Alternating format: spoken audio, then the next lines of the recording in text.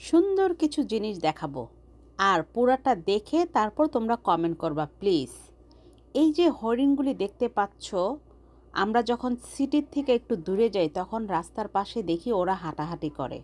আর তখন সবার, যে কোনো মানুষের গাড়িটা স্লো করে যেতে হয়, একদম কমায় দিতে হয় স্পিড, কারণ ওরা যেন বাড়ি না খায় এবং ব্যথা না পায়। এবং তুমি ওদেরকে ধরতে পারবা না, ছুঁইতে পারবা না, এটা নাই ওইখানে আইনে যে ধরে নিয়ে যাবা। বাংলাদেশ হলে কি করতো আমি জানি না, তবে তোমরাই কমেন্টে বলো।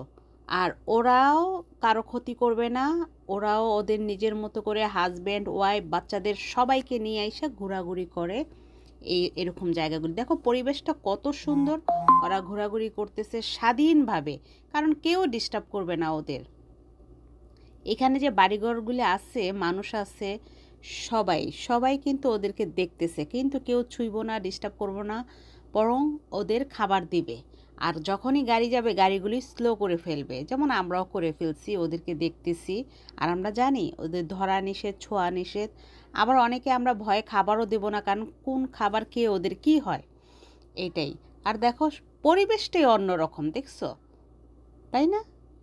আর কমেন্টে বলো, পুরাটা ভিডিও দেখো। আর সবাইকে জানাই শুভ সকাল, ভালো থেকো, আল্লাহ হাফেজ।